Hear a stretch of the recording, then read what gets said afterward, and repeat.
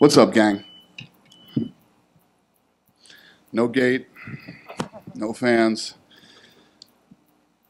I want your opinion on something, too. Fight of the night was Elliott and Royval, and performance of the night was Dern and Burns. What'd you guys think was the fight of the night? Did you think Warrencillo and Carlisle. Yeah? Is that what everybody thinks? Yeah.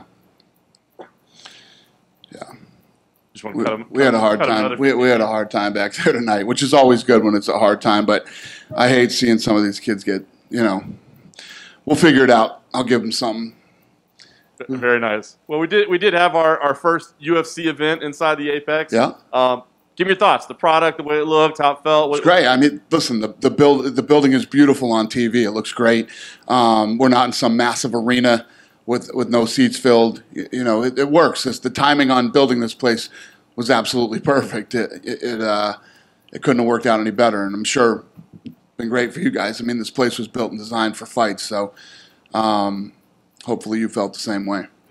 A lot was made coming into this week of the small cage. We've talked about this in the past. I mean, was there a conscious decision to use the small cage in here? Could you put the big one in there if you wanted? Yeah, we could, but it would be massive inside that room. And then, if I take this cage and put it in arenas, it looks tiny in the arena. So, yeah. It ended up being very entertaining fights, though, and it seems like statistically you get more. We had great fights in Florida, too. That's true. Fights were great in Florida, To say that it's a catch-22. Of course, smaller cage engages guys more or whatever. But listen, if guys come to fight, they come to fight, whether you're in a big octagon or a small one. And it'd be one thing if the fights all sucked in Florida and we're like, well, we got the smaller cage, but that's not the case. Fair enough. The broadcast tonight did mention events on June 13th. And June 20th as well. Is it safe to assume they'll take place here? Is that official yet? Yeah. Okay, fair enough. Talk about Gilbert Burns. I mean, the guy looked absolutely incredibly, dominated a former champion. What did you think of Gilbert Burns' performance tonight? Yeah, he looked incredible, man. Anywhere the fight goes, you standing, if they wrestle, if it goes to the ground, his jiu-jitsu is ridiculous. Great leg kicks. He hurt him to the leg. Great kicks to the head. I mean, that kid can do anything, and he's aggressive. I actually thought he would fight more aggressively than he did tonight, but you got to be careful with somebody as dangerous as Woodley. Where do you think he fits in right now? I mean, there's so many names at welterweight right now. He's in the top 5. I mean, this kid breaks into the top 5. The welterweight division looks incredible now. You got Usman, you got him, you got Colby Covington, you got Edwards and Masvidal, and it's awesome. Yeah. And last thing for me, I mean, I know you kind of wanted to get through tonight to see what happened, to figure out what to do with welterweight, but can you definitively say what is next for Usman, what the title fight is? Yeah, so Tuesday we'll get back into the matchmaking room and we'll get that worked out. If you look at the divisions and the way they're heating up right now, and thank God we're 4 fights in right now from after the break, so we're back on schedule. When we're done next weekend, we're back. We're back on schedule, and these things are heating up to make some really fun fights this summer. Do you know what you want for him, though? I mean, do you know what makes sense as the #1 contender right now? Not right now, because what happens is we get in the matchmaking meeting, and I don't know all the intimate details of what's going on with each guy and where their head is. So when we get in and we start working on these fights, the guys will download me and say, well, he's saying this and this guy's saying that. It's not as easy as people think, because we just go in and go, oh, this guy and that guy. It's not that easy. I wish it was that easy. Dana, at the beginning of the broadcast, you paid tribute to George Floyd. I don't know if you've seen what's going on in the country like right now with all the protests across the country, but what was in the decision to do that? Yeah, we did for him, and we did for the Nevada State Athletic Commission doctor who just passed away too. He was a great guy, and did a lot of fights and did a lot of the tough fights. Because we should. I mean, what happened was horrible, and it's something that's really affecting this country right now and the world. I mean, there's riots going on everywhere across the world right now. It was the right thing to do. What do you do with Tyron Woodley now? At his age, that's 2 performances in a row. He hasn't looked the best, hasn't looked like his old self. Is his time at the top coming to an end, do you think? He'll determine that. I mean, I think that Tyron Woodley worked hard and got in great shape for this fight and took this fight very serious. And, you know, he got dominated tonight. He will drop in the rankings, and we'll see what's next for him and see how he does if he comes back. But, I mean, the guy's 38 years old. He's had huge gaps in his, you know, in his fight time. You know, it's been almost 2 years, I think, since he fought. So that's tougher to do as you get older, even if you're a physical freak like he is. Welterweight is probably one of your most stacked divisions right now, but it's also one of the divisions that comes with perhaps the hardest negotiations. Right, those guys always seem to be causing issues.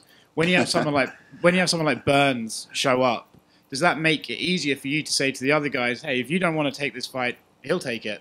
Does it help you out? Yeah, no, it's really not like that. If a guy doesn't want to fight, we don't push guys to fight.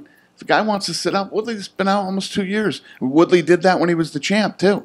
You know, it makes it harder when the one thing that we do is you have a year to defend your title, which is a very long time, right? And if you don't, we move on. But most of these guys, listen, if you don't want to fight, you don't have to fight. And last thing for me, obviously yesterday you spoke about Jon Jones, and then as soon as you finished talking, he basically tweeted out saying that if you want to, he'd like you to show those texts that you supposedly have, and still basically saying that you're not telling the truth about the interaction. Any plans to show those texts? What do you do? Who do you believe? It's up to you guys. Fair enough. Fuck would I lie for? What do I gain in lying about it? Why would I lie? It doesn't matter. You know what I mean? You know, obviously he's fired up right now, and he had a great talk yesterday with Hunter, my lawyer, who's, you know, he's really close to Jon Jones and likes him, and they have a good relationship, and they had a good talk yesterday. But you know, it is what it is. I really don't care. I could care less, to be honest with you. So. Actually a good talk, a positive talk, not. Yeah, they had a good talk. They had a good talk yesterday. Those guys are tight. Jon Jones and I have always had this. You know, I'm always looking at what Jon Jones could have been. You know, he could have been the LeBron of the sport. He could have been literally that big. You know, the stuff that he's been through to show up and think he, you know, basically demand $15 million or $20 million or $30 million. It's crazy. So he can do whatever he wants to do. He can sit out. He can fight. He can whatever. You know how this works. You guys know how I am. Jon Jones can say whatever he wants publicly. It's his God-given right here in America. He can say whatever he wants. And when he's ready to come back and fight, he can.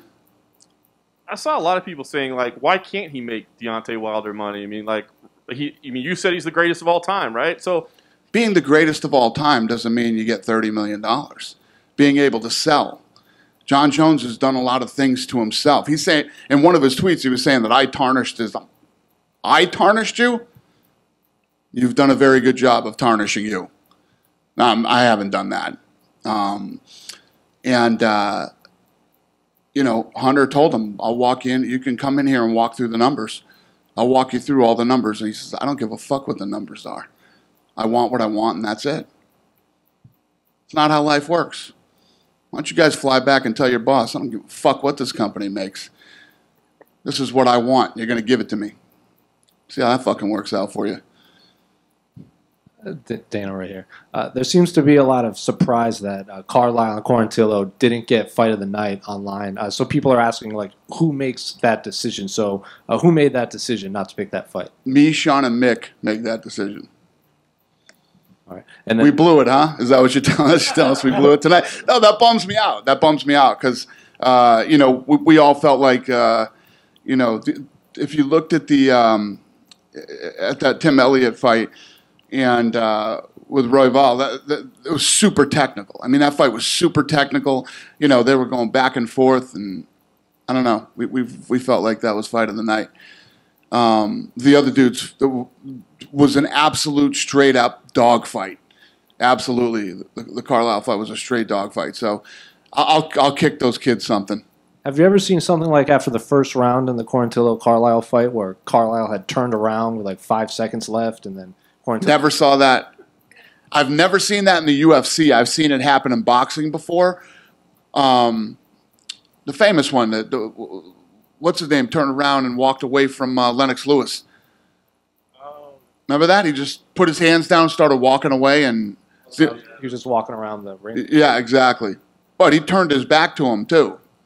I think. Did you guys talk to him tonight? Did he think the bell rang or thought the round was over? I think they clapped the sticks, and he thought that was the end of the round or something, and got off him and started walking away. I don't know, but that's what I'm assuming. But yeah, that sucks. I'll take care of those kids. And then a really impressive performance from Callan Chukagian. She said that she felt it was her best performance. She got to show all the tools that she had. So where do you go with her after coming off, in her words, like Valentina dominated her, and then she puts on the best performance of her life? Yeah, she looked good tonight. She looked really good, and she came in and she made a statement that, hey, I'm still one of the best in the world. Don't overlook me because of the loss to Shevchenko. Hey, Dana, now that you've had events in two places, can you kind of compare and contrast? Was there anything more difficult about doing it here in Nevada, or was it easier because it's home? What were the differences? The differences were it was good to be home. It's good to be here on our own property, and but it was good. Listen, guys, we can do this anywhere. We can go to friggin' Alaska or the North Pole. I don't care where we go. We can do this anywhere. My team is really, really good. We can do this anywhere. I know you've said you've been spoken to people from other sports leagues that are looking to restart. What kind of advice have you learned that you've passed on in those conversations? Well, the people that run these other sports leagues are really smart guys. They know their business better than I know their business. So basically, they have to dive in. It's very time consuming. You have to break down, an event piece by piece and figure out how you would keep people safe in that environment once you put on the event. These guys will figure it out. This really isn't rocket science. Hey Dana, this is the first event here in Las Vegas since the pandemic, and I'm wondering, what does it mean for you to have live sports back in Las Vegas? And also, the backdrop is some crazy times going on with the pandemic, with the unrest nationally from coast to coast. What does it mean to have live sports back in Las Vegas, but also having live sports back in the country to give something people can kind of put their arms around? No, it's awesome, and it needs to happen sooner, man. These other leagues got to start moving faster so we can really start to feel normal again. It's amazing when you don't have live sports, you realize how important they really are and how we need them as human beings. It can be done. I'm telling you, the biggest problem isn't COVID-19. COVID-19 isn't the reason all these sports leagues can't go. These guys can figure it out. It's financial. It's financially. This is a massive financial burden on everybody's company. I mean, where you guys work too, if and when you guys go back to work, it's a huge financial burden to do all the things that you need to do to comply with keeping the place safe. And I truly believe that's the real reason that you haven't seen any of the majors come back yet, because they're looking at what it's going to cost them. And again, like I told you before when I spoke to you guys the other day, one guy makes the decision here, me. And you know me, so we're fucking going. These other guys, you got the league, you got different owners with different opinions and different financial situations, and it makes it a lot harder to pull off than something like this. Dana, on a lighter note, the other day you got in a heated argument with ESPN host Dan Le Batard. It kind of ended where you would agree to a charity match with him. Is there legs to that? Is it Please let that be true. MMA, boxing. Please let that be true. What would the rules be? Who knows? Listen, I'll bend the rules for him. I'll give him. He says he's got 80 pounds on me, not 80 good pounds. Okay, there's 80 bad pounds or 80 good pounds. He's got the bad ones. Please let that be true. Good for charity. Raise the money. Sure. Any other questions? As we were going through the process today of getting tested and hanging out in those hotel rooms, I could only think, gosh, this must be so expensive. And how is it even worth it to the UFC? What is the most expensive part of the testing and the protocols? But it still must be worth it to you. It's so expensive. This whole thing is so expensive. I mean, normally Vegas would be open. We would cut a deal with the casino to get rooms. Now we have to rent out an entire hotel ourselves. I mean, the list just goes on and on. But like I told you guys the other day, the way that I always think and look at stuff like this is I always try to solve the problems. We're going to solve the problems. We're going to figure it out. The show's going to go on. I'm not just going to go home and stay in my house and not figure out my employee. The easy answer to this is I lay off most of my staff, okay? Lay off most of my staff, take all my executives and cut their pay in half. Fighters don't fight. Listen, there's a pandemic going on here. You guys, whenever sports come back, we'll fight. And the list goes on and on. That's not what I do. That's not what I'm paid to do. That's not the way I'm built. It's not the way that I think and look at things. I feel like in the position that I'm in, I have an obligation to a lot of people. 350 employees here in Las Vegas who've worked hard for me for the last 20 years, right? Fighters, when I talk about the fighters, this sport has grown as big and as fast as it has because of nights like tonight. These kids come in and they perform. You know what I mean? I'm getting fucking goosebumps telling you the story. They perform and they put on great fights every time they step in the octagon. I can count in one hand how many times I've left a show and go, God, that whole show sucked. You know what I mean? In 20 years, I can count in one hand how many times. And I just feel like I have an obligation to all these people, and I have an obligation to the fans. So it's just the way I'm wired, and yeah, financially, it's not a great situation, and I guarantee you that's why most of the other sports aren't jumping right in to come back, because it ain't cheap, and it's a lot more work than 3 months ago. But you're also a financially savvy guy. Well, thank you.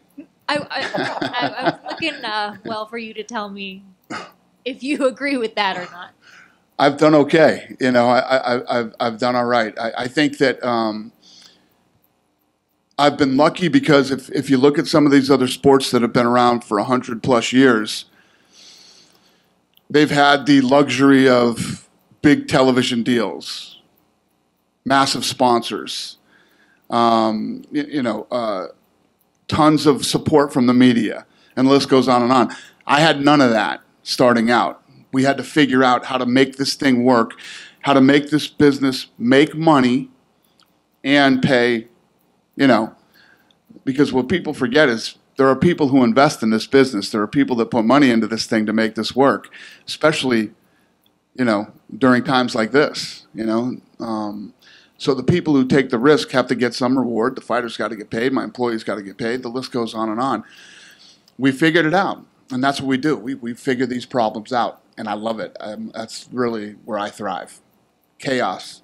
I love it. Good? Have a good night, everybody. Thank you.